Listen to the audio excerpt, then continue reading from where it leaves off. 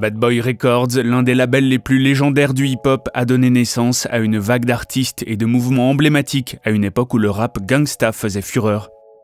Après avoir été renvoyé de son stage chez Uptown Records, Diddy et ses nombreux pseudonymes que nous alternerons probablement tout au long de cette vidéo a eu la brillante idée de créer son propre label inspiré du hip-hop, en capitalisant sur la popularité croissante du rap, et c'est ainsi que Bad Boy Records a été créé. Le lancement du label n'aurait probablement pas eu un si grand succès si Diddy n'avait pas découvert le jeune dénommé Christopher Wallace en train de rapper devant une supérette. Puff s'est rapidement intéressé à lui et a fait de Christopher l'un des premiers artistes à signer dans son répertoire Bad Boy. Wallace est devenu le Notorious Big et a propulsé le label Bad Boy vers la popularité et la notoriété que Diddy avait tant espéré. Tout allait pour le mieux jusqu'à ce que Diddy, étant le genre de personne extravagante qui a l'art de toujours se faire remarquer, ne s'implique dans l'affaire du conflit entre la côte Est et la côte Ouest, entre Biggie et Pac & Nem. Comme vous le savez peut-être déjà, la bagarre a fait de nombreux blessés ainsi que plusieurs morts, dont Pac et Biggie. Les spéculations sur l'implication de Diddy dans leur mort font l'objet de débats jusqu'à aujourd'hui. Salut à tous et bienvenue sur la chaîne qui dévoile la face cachée des célébrités. Aujourd'hui, nous parlerons de Bad Boy Records et des artistes qui ont été ruinés par le label de Sean Combs. Mais avant de continuer, n'oublie pas de t'abonner à la chaîne et d'activer la cloche des notifications si ce n'est pas encore le cas. Les pratiques commerciales douteuses de Diddy ont fait couler beaucoup d'encre depuis le lancement de Bad Boys en 1993. De nombreux artistes de l'époque ont critiqué le patron du label pour des redevances impayées, des projets non crédités, des droits d'édition et bien plus encore. Nous l'avons vu réunir des groupes dans sa série de télé-réalité MTV Making the Band. Et c'est ainsi que son deuxième groupe de filles, Danity Kane, a vu le jour, mais comme pour beaucoup d'artistes de Bad Boy, après quelques performances réussies, des apparitions à la télévision et un ou deux singles à succès. Tout semble suivre le même sort malheureux de souhaits exaucés qui disparaissent lentement dans l'oubli. Le sort de ces artistes est connu sous le nom de malédiction de Bad Boy. Des accusations selon lesquelles Puffy s'accrocherait au projet de ces artistes même après leur départ et sans leur autorisation. Jusqu'à ce qu'ils se retrouvent ruinés, ont également refait surface, de même que des rumeurs selon lesquelles ces artistes auraient été mis sur la liste noire de Diddy après coup. Passons maintenant à la liste des artistes de Bad Boy dont la carrière a été sabotée ou ruinée par Mr. Sean Combs. Craig Mack. Commençant par l'un des premiers artistes du label, Craig Mack a signé chez Bad Boy en 1993, l'année même du lancement du label. Il n'a connu de grand succès que lorsque la chanson Flavor in Your Ear n'a été diffusée sur les ondes.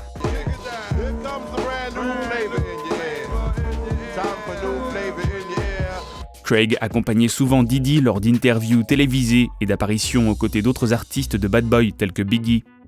Lors d'une apparition en direct, Puffy avait même annoncé aux téléspectateurs qu'un album de Craig Mack était en préparation. Se tenant à ses côtés lors de l'annonce de cette nouvelle, on peut supposer que Mack était réellement choqué par l'abandon de son album. Celui-ci a été éclipsé par l'album de Biggie, Ready to Die, sorti une semaine auparavant.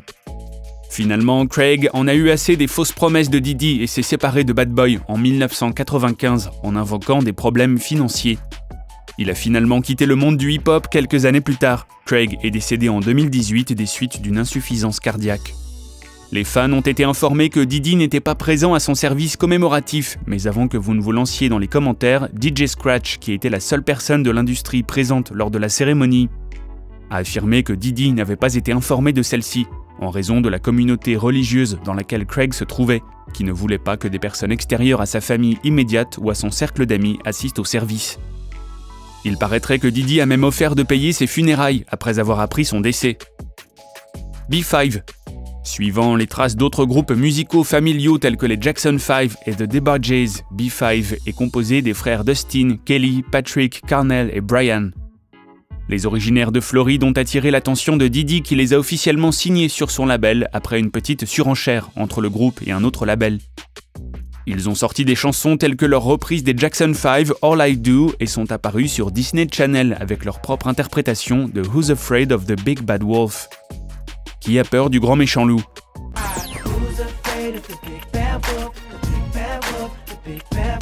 Leur carrière semblait alors prometteuse, surtout que Diddy les orientait dans la bonne direction. Leur premier album B5 est sorti en 2005 et s'est vendu à plus de 200 000 exemplaires depuis sa sortie. Leur album suivant est sorti 2 ans plus tard, mais n'a pas été à la hauteur de l'engouement suscité par leur premier album. Des problèmes de label et d'agenda politique sont apparus et ils ont quitté le label peu de temps après. Le plus jeune membre du groupe, Brian, à l'occasion du 15e anniversaire de l'album de B5, s'est rendu sur son compte Instagram et a écrit une longue légende. En regardant en arrière maintenant, j'ai plein de souvenirs doux et amers. Je partageais ma vie avec mes 4 grands frères et mon cousin, Carnell. La musique était ma fierté, ma joie et ma passion. Mais ça a été de courte durée, car après avoir été confronté à des problèmes de politique et d'agenda, j'ai rapidement réalisé que dans l'industrie de la musique, il est plus question de business que de musique.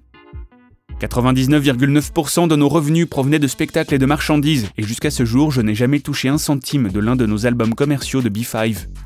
Son frère aîné Patrick a écrit sous son post soutenant ces affirmations et ajoutant que Disney ne les avait toujours pas payés pour leur composition. Black Rob. Son tube de 1998, Wah, a connu un grand succès et créé une nouvelle tendance. Après avoir été signé en 1996, Black Rob n'a rencontré le succès que 2 ans plus tard avec la sortie de son album Life Story en 1999. Il a été condamné pour vol en 2006 après avoir été pris avec des bijoux volés. Il a passé 4 ans derrière les barreaux et sa carrière a stagné jusqu'à sa sortie en 2010, quittant Bad Boy pour Dog Down Records peu de temps après. Dans une interview accordée en 2011 à futureimag.com, Rob a avoué que Bad Boy avait utilisé son 2e album, Black Rob Report, comme tremplin pour un projet de Biggie et que le label l'avait pratiquement abandonné. J'avais les moyens, mais ils n'ont rien fait pour entretenir mon image. Ils m'ont enlevé de leur site web et m'ont laissé pour mort. Ironiquement, Rob est décédé au début de l'année 2021 à la suite d'une insuffisance rénale et les fans ont rapidement pris Diddy à la gorge, affirmant qu'il n'avait pas fait assez pour Rob. Mais nous devons dire que contrairement à cette croyance, la famille de Rob s'est exprimée et a déclaré que Diddy a toujours été là. Il a même réservé à Rob des chambres d'hôtel, des vols et payé les factures d'hôpital, donc à vous de voir. 112. Contrairement à leur chanson phare Peaches and Cream, tout n'a pas été rose pour le passage de 112 sur le label Bad Boy. Avec un total de 4 albums, le groupe a été le premier groupe de R&B à signer sous le label et a eu un bon parcours pendant la période où il y était. Jusqu'à ce que vers 2002, 112 signe avec le label Def Soul, ce qui n'a pas du tout plu à Diddy. Il a fini par intenter un procès contre eux, affirmant qu'ils n'avaient pas rempli leurs obligations de Bad Boy. Le groupe ne s'en est jamais remis. Jordan McCoy. L'artiste pop-rock Jordan McCoy a eu sa chance lorsqu'elle est devenue finaliste de la seule saison de l'émission American Junior, dérivée d'American Idol, à l'été 2003. Un associé de Diddy, connu sous le nom de Hammond, l'a convaincu d'écouter la jeune McCoy chanter. Il s'en est suivi la signature de Jordan en 2006. Elle a souvent mis à profit ses talents d'écrivain en écrivant des chansons pour d'autres artistes, comme Fergie's Big Girls Don't Cry et son premier titre Watch Me est sorti.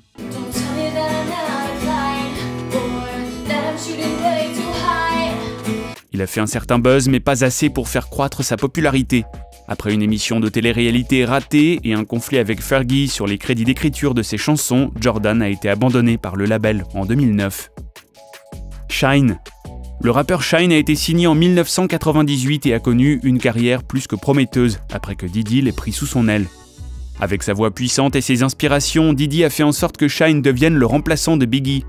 Mais tout s'est écroulé pour lui un an après qu'il ait rejoint le label lorsqu'un incident en 1999 dans un club de New York, celui où Diddy était avec J-Lo, lui a fait encourir une décennie derrière les barreaux. Diddy et Shyne ont tous deux été arrêtés pour violation d'armes, corruption, tentative de meurtre et mise en danger d'autrui. Pendant cette épreuve, Puff s'est assuré d'avoir le meilleur des meilleurs avocats, engageant Johnny Cochran, laissant Shyne se débrouiller seul. Diddy a été déclaré non coupable tandis que Shyne a purgé une peine de 10 ans pour les mêmes faits. Sa peine de 10 ans a beaucoup à voir avec le fait qu'il a défendu Diddy au lieu de le dénoncer. Son premier album éponyme est sorti alors qu'il était enfermé en attendant le procès. Comme si les choses n'allaient pas assez mal, il est apparu que les balles tirées ne provenaient même pas de l'arme de Shyne. Danity Kane. La deuxième tentative de Diddy pour créer un groupe exclusivement féminin, Danity Kane s'est formée en 2005 après avoir auditionné pour l'émission Making the Band de MTV. Le groupe était composé des membres Andrea Fimbres, Dawn Richards, Aubrey O'Day et Shannon Bex. Elles ont eu un parcours fantastique à cette époque. Leur premier album sorti en 2006 a remporté un grand succès avec plus d'1 million d'exemplaires vendus dans le monde entier. Et 2 chansons, Showstopper et Ride for You, présents dans le top 10. En 2008, leur chanson la plus populaire et la chanson qui a probablement accompagné la plupart de vos enfances, Damaged, a fait d'elle le premier groupe de filles de l'histoire du magazine Billboard. a lancé ses 2 premiers albums consécutivement en tête du classement.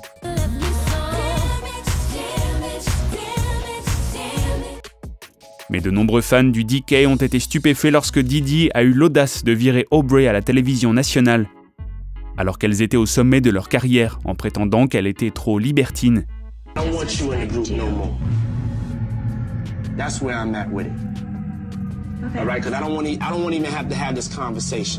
Le groupe s'est ensuite dissous et Dawn a fait partie de l'équipe Dirty Money de Diddy. Le groupe a essayé à plusieurs reprises de se reformer, mais n'a jamais vraiment retrouvé l'engouement qu'il avait autrefois. Pour l'instant, le groupe est en hiatus indéfini.